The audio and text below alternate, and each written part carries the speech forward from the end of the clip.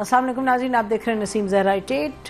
बात हम करेंगे अरशद शरीफ के हवाले से जो इंक्वायरी में पेशरफ्त हुई है, जो रिपोर्ट्स आई उस पर हमारे साथ एतजाज़ एहसन साहब होंगे। अभी हमें ज्वाइन कर रहे हैं एहसन इकबाल साहब, minister of planning and special initiatives.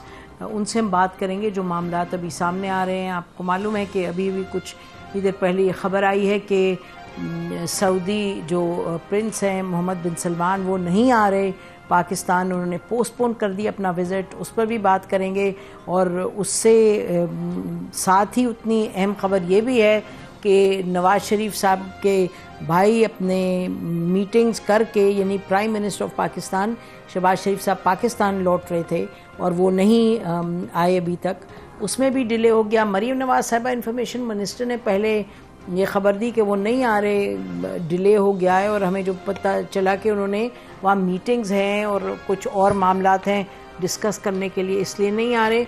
लेकिन अब कुछ ऐसी भी ख़बर आ रही है कि शायद तबीयत नहीं ठीक शहबाज शरीफ साहब की। लेकिन बहरहाल ये क्या मामलात हैं, और आर्मी चीफ़ के हवाले से भी आपको पता है बहुत सी क़यास सराहियाँ, बहुत सी बातें हो रही हैं, तो इन सब पर बात करेंगे। हमारे साथ मौजूद हैं एहसन इकबाल साहब। बहुत शुक्रिया एहसन इकबाल साहब। बताइएगा कि प्राइम मिनिस्टर का आना फिर से डिले हो गया और जो बहुत सी क़यास सराहियाँ हो रही हैं, लंदन के मीटिंग्स जो हो रही हैं, उस हवाले से फ़ैसलों की बात की जा रही है कि ये कहा जा रहा है कि जी इंटरिम गवर्नमेंट का जो सेटअप है, साल भर की इंटरिम गवर्नमेंट, और उसी से नथी जो प्रेजेंट आर्मी चीफ़ हैं उनकी भी बात हो रही है कि जी उनको भी एक्सटेंशन मिलेगी। ये 10,000 दफ़ा चीज़ की गई है रद्द की जाइए, ऐसी कोई बात नहीं है, लेकिन बार बार इसी तरह की ख़बरें आ रही हैं। और प्राइम मिनिस्टर जो 1 दिन 2 दिन के लिए गए थे, एक्सटेंड कर रहे हैं अपना विज़िट। तो कुछ नाजरीन को क्लैरिटी दीजिएगा कि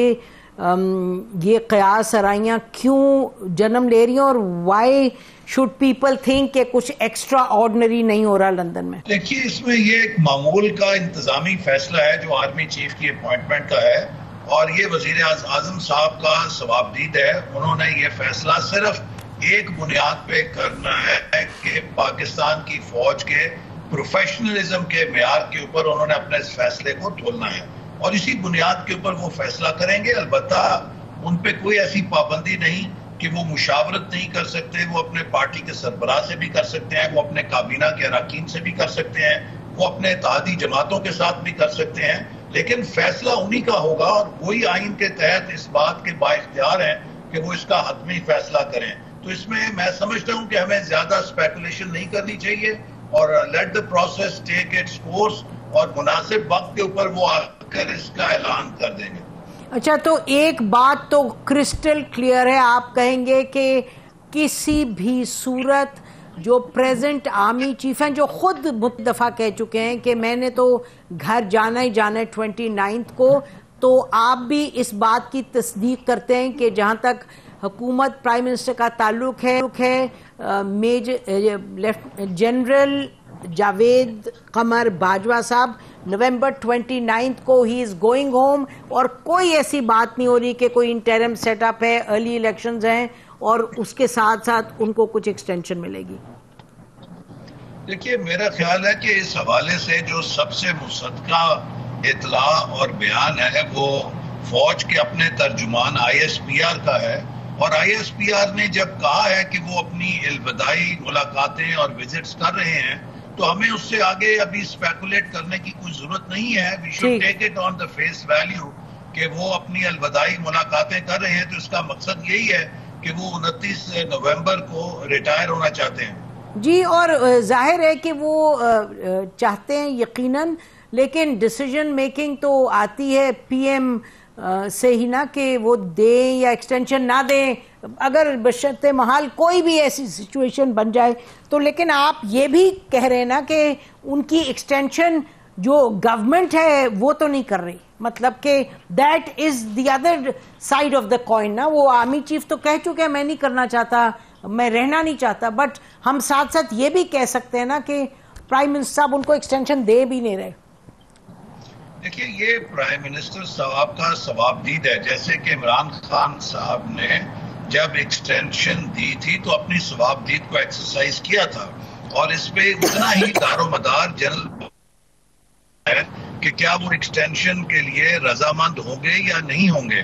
तो इसलिए मेरा ख्याल है कि इन चीजों पर हमें स्पेकुलेट नहीं करना चाहिए। और अगर ISPR ने कहा है कि वो रिटायर हो रहे हैं तो I will take it on the face value, और जो भी नई तकर्री है उसका वजीर आजम मुनासिब वक्त पर आइन और कानून के मुताबिक ऐलान कर देंगे और ये उनका फैसला होगा।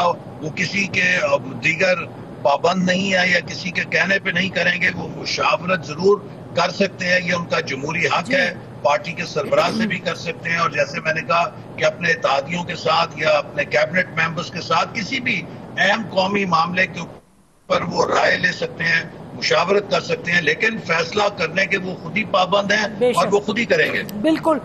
तो इसी के साथ हम ये भी कह दें कि जो तमाम गुफ्तगू, कयास आराइयाँ, वीलॉग, सब कहानियाँ, न्यूज़ रिपोर्ट्स की जी एक इंटरिम सेटअप आ रहे हैं और इलेक्शंस डिले, यानी 1 साल तक इंटरिम सेटअप होगा, इसको भी आप कहते हैं कि आउट ऑफ द क्वेश्चन।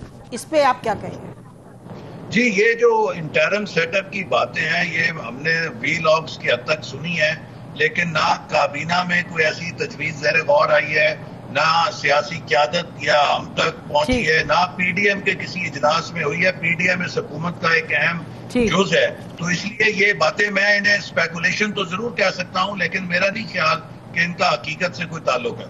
ठीक है। अच्छा, अब जरा इस पर आ जाएं। जब बात हम करते हैं, आपने कहा ना कि फाइनली कौन बनेगा आर्मी चीफ, वो तो प्राइम मिनिस्टर की सवाबदीदी है, इसमें तो कोई there no two opinions on that, और यही हमारी प्रैक्टिस रही है। इसमें ये जो आपने भी बहुत मर्तबा कहा कि ये मेरिट पे डिसीजन होगी, तो एहसन इकबाल साहब, मेरिट पे तो पांचों के पांचों, I am not going to ask you कि किसको लगाना है किसको नहीं, बिकॉज वो प्राइम मिनिस्टर डिसाइड करेंगे, बट ऑन प्रिंसिपल और on the face of it जो पांचों के पांचों नाम आएंगे, 4 या 5 या जितने भी, they are all on merit, that is why the names are coming. तो यानी इनमें से सभी मेरिट पे हैं, हम इसको ये सही समझें? जी, ऑब्वियसली देखिए, जो फौज का अफसर लेफ्टिनेंट जनरल के ओहदे पे पहुंचता है और इसके साथ साथ वो कोर भी कमांड कर लेता है, तो उसकी जो काबिलियत और प्रोफेशनलिज्म के बारे में तो कोई दो राय नहीं हो सकती। अलबत्ता ये जरूर है कि हर शख्स का एक खास पस मंजर होता है, और आपने ये देखना है कि जो फौज की इत्तेहाद है, हमारे तकाजे हैं। देखिए, किसी का एम्फसिस ज्यादा स्पेशलाइजेशन होती है कि वो ट्रेनिंग के ऊपर या इक्विपमेंट के ऊपर गौर करें, या किसी की और होती है एक पर्सनल, हर किसी की कॉम्पिटेंस होती है।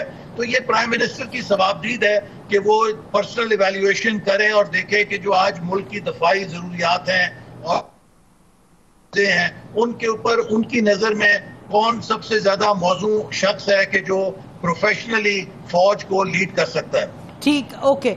अच्छा, ये इमरान खान साहब ने पहले कुछ हफ्ते पहले उन्होंने कहा था, लेकिन उन्होंने फिर रिपीट किया कि कल ही इनफैक्ट बयान दिया, उन्होंने कहा कि जो नवाज शरीफ साहब है वो मेरिट पे नहीं लगने देंगे, वो ऐसे को लगाएंगे मुबैना तौर पे जो उनकी चोरी प्रोटेक्ट करेगा एटसेट्रा। तो ये जो एक ऑब्वियसली बहुत ही मुतनाज़ा बयान है, तो इसको हम क्या कहेंगे? हम कहें कि ये एक पॉलिटिकल लीडर की ओपिनियन है और इसको एक just let it be? Naseem Zara sahab, इस सवाल के 2 जवाब हैं जी। पहला जवाब तो यह है कि नवाज शरीफ साहब का जो मेरिट है वो जनरल कमर जावेद बाजवा साहब की सूरत में इमरान खान साहब को इतना पसंद आया कि उन्होंने उनकी जितने शान में कसीदे पढ़े हैं, शायद पाकिस्तान के किसी वजीर आजम ने किसी आर्मी चीफ के लिए इतने कसीदे नहीं पढ़े। फिर वो मेरिट इतना पसंद आया कि उसे बगैर किसी से मशवरा किए इसकी एक्सटेंशन भी दे दी, और अब मजीद एक्सटेंशन देने की भी ख्वाहिश का इजहार किया है। तो नवाज शरीफ साहब का मेरिट तो इमरान खान साहब को बड़ा पसंद है। दूसरी बात यह कि इमरान खान साहब किस बुनियाद के ऊपर मेरिट की बात करते हैं। हमने तो उनका मेरिट देखा है कि अगर पंजाब में उस्मान बुजदार लगा तो किस मेरिट के ऊपर लगा। अगर जिस शख्स को वो सबसे बड़ा डाकू कहते थे उसे वजीर आला लगा दिया तो किस मेरिट के ऊपर लगाया। जिस शख्स को वो कहते थे कि मैं चपड़ासी भी ना रखूं, उसे अगर वजीर दाखिला लगा दिया तो कौन से मेरिट के ऊपर रखा। तो खान साहब पहले अपने मेरिट का जवाब दें, जिसकी कौम पूरा देख चुकी है तमाशा। ये दूसरों को मेरिट का लेक्चर देने का हक नहीं रखते। जी, मेरा ख्याल है जब उनको एक्सटेंशन दी थी जनरल जावेद बाजवा को, तो फिर आई थिंक आप सबको वो लगा था कि सही है, because it was by consensus decision उनकी थी, वोट तो सभी ने दिया था उनको एक्सटेंशन पे। अच्छा, तो ये बताइएगा, अब अगर आगे बढ़ते हैं, ये एक और जो बात सामने आ रही है बार बार, जी समरी नहीं मिली हमने मांगी नहीं मिली, उस पे भी हजार बातें हो रही हैं। तो सबसे पहले ये बयान कीजिएगा कि समरी प्राइम मिनिस्टर रिक्वेस्ट कर सकते हैं कि, या प्राइम मिनिस्टर को इंतजार देखना होता है कि वहां से आए जीएचक्यू से? मेरा ख्याल है कि इसकी दोनों चीजें हमारे मुल्क के अंदर मौजूद हैं। प्राइम मिनिस्टर जो है वो ये कह भी सकते हैं कि अब चूंकि ये वक्त आ रहा है इसके ऊपर समरी दी जाए, और वहां से खुद ब खुद एक फौज का बड़ा प्रोफेशनल सिस्टम है, और जब ऐसा कोई टाइमलाइन आती है तो उनके यहाँ अपना भी सिस्टम मौजूद है कि उसके पेश नजर वो असेंबली को ट्रिगर करते हैं, उसको इनिशिएट करते हैं ताकि बर वक्त फैसला हो। चूंकि ये एक ऐसी सेंसिटिव अपॉइंटमेंट है जिसमें आप एक दिन की भी डिले अफोर्ड नहीं कर सकते। जो आर्मी चीफ है, जो सिपह सलार है, उसको without wasting single minute command जो है वो मिलनी चाहिए। तो लिहाजा इन चीजों के ऊपर जो हमारा निजाम है वो नायत खुदकार है, वो खुद से बर वक्त एक्शन लेता है, उसके प्रोटोकॉल्स हैं और हमें उसी के ऊपर एतमाद रखना चाहिए।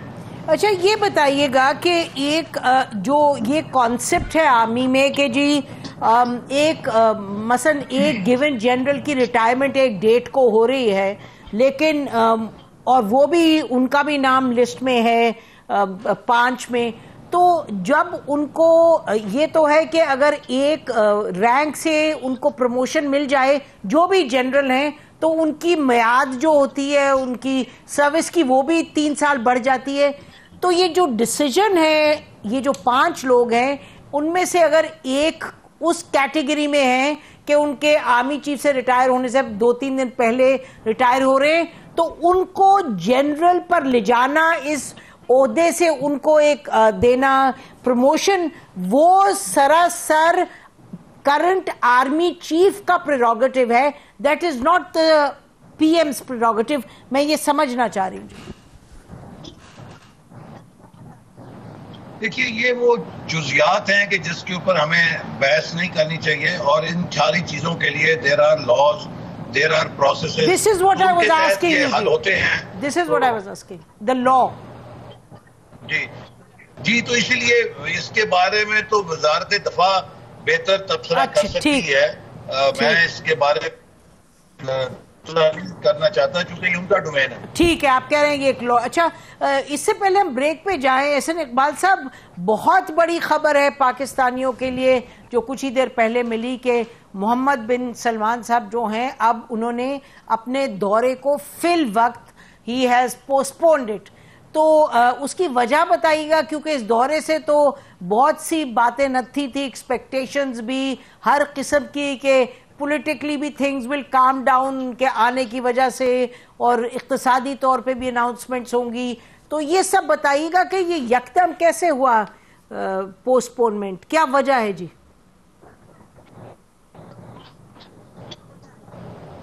देखिए, ये तो आपको याद है कि 2014 में जब चीन के सदर पाकिस्तान आ रहे थे, तो खान साहब की बड़ी मिन्नत समाजत की गई थी कि आप अपना कुछ दिन के लिए धरना मौखर कर दें ताकि दौरा मौखर ना हो, और खान साहब ने उससे नहीं टले थे, और उसके बाद हमें 8 महीने के लिए सीपैक का इंतजार करना पड़ा। और अभी भी जो वहां पे सऊदी अरब के क्राउन प्रिंस हैं और प्राइम मिनिस्टर, वो जब पाकिस्तान तशरीफ ला रहे थे तो इधर खान साहब ने एक हंगामा खड़ा किया हुआ है, और एक भी दौरा ना करने की वजूहत। अभी प्राइम मिनिस्टर चाइना का एक बहुत कामयाब दौरा करके आए हैं। अगर हमने इन चीजों के समरात समेटने हैं, दुनिया अपनी इन्वेस्टमेंट वियतनाम में लेके जा सकती है, कंबोडिया में लेके जा सकती है, लाओस में ले जा सकती है, जहां पे 10-10, 20-20 साल के लिए अमन और इस्तेकाम है। हमने क्या यही सियासी थिएटर चलाते रहना है?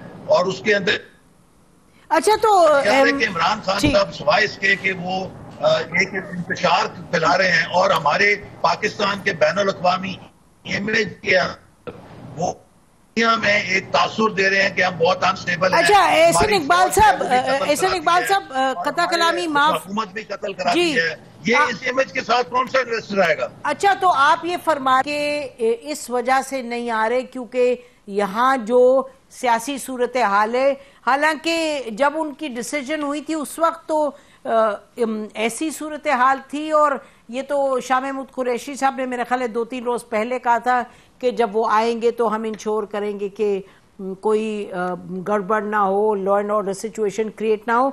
लेकिन नाज़रीन आप सुन रहे हैं federal minister planning and development Ahsan Iqbal sahab का कहना है कि जो पोस्टपोनमेंट हुई है मोहम्मद बिन सलमान साहब prime minister Saudi Arabia, crown Prince, इस वजह से हुई है क्योंकि यहाँ लॉन्ग मार्च वगैरह सिलसिला चल रहा है। ब्रेक लेते हैं, उसके बाद एहसन इकबाल साहब के पास वापस जाएंगे और कुछ और उनसे गुफ्तगू करेंगे। स्टे विद अस।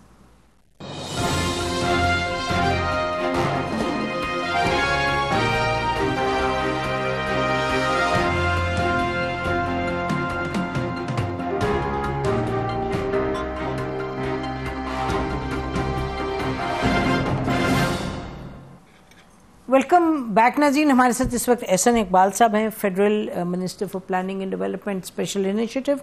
एहसन इकबाल साहब, ये कुछ अगर सियासत की तरफ बढ़ें तो आपने फरमाया है 2-3 मरतबा कि पीटीआई में संजीदा लोग हैं जो चाहते हैं कि मामला सेटल हों और वो आगे बढ़कर बात करना चाहते हैं, लेकिन इमरान खान साहब जो हैं उनकी ना जो है वो आड़े आ जाती है। तो एक तो ये मालूम है सबको कि प्रेसिडेंट आरिफ अलवी साहब का है जो कि इमरान खान साहब ने जिसका जिक्र खुद भी किया था। उसके अलावा कौन है संजीदा लोग जिनसे आप लोगों की बातचीत रहती है, ताल्लुक रहता है? देखिए, पहले मैं जरा आपका ब्रेक से पहले वाजे कर दूं, जो सऊदी अरेबिया के प्राइम मिनिस्टर का दौरे का मामला है, मैंने ये कहा था कि यकीनन जब मुल्क के अंदर इस कदर इंतशार होगा तो ये चीजें भी उनके पेश नजर होती हैं, और अगर इन हालात को दौरा हो भी जाए तो उनके साथ जो सऊदी इन्वेस्टर्स आएंगे वो पाकिस्तान के बारे में इन्वेस्टमेंट का फैसला करते हुए 10 दफा सोचेंगे। तो हमें इस चीज को नहीं भूलना चाहिए कि हमें अगर पाकिस्तान की मईशत को मजबूत करना है तो हमें हर कीमत के ऊपर पाकिस्तान में स्टेबिलिटी चाहिए। और जहां तक आपने ये पीटीआई के अंदर लोगों का कहा, तो 4 सालों में हमारा कई दफा पीटीआई के लोगों से बातचीत हुई, उसमें स्पीकर असद कैसर साहब भी थे, उनकी भी कोशिश होती थी कि असेंबली का माहौल अच्छा रहे। परवेज खटक साहब भी हमसे मिलते रहते थे, इसी तरह 1-2 और लोग हैं उनके, वो भी हमसे मिलते थे। लेकिन उन सब की मजबूरी में हम देखते थे कि वो बात जो हमसे तय करते थे वो अपनी पार्टी में मनवा नहीं सकते थे, और उससे हमें फिर यही तासुर मिलता था कि शायद खान साहब ने उनकी उन सारी तजावीज़ को, जिनका मकसद असेंबली के माहौल को अच्छा करना, असेंबली के बिजनेस को चलाना और इसके लिए अपोजिशन से एक अंडरस्टैंडिंग पैदा करना था, वो शायद वीटो हो जाती थी और उनको कबूलियत नहीं मिलती थी। तो ये एक मसला है कि ये लोग अब भी हमसे जब भी मिलते हैं बातें अच्छी करते हैं, लेकिन जब इन पर डिलीवरी की बात आती है कि आप इनके ऊपर कैसे डिलीवर करेंगे, so they all have to cut a sorry figure.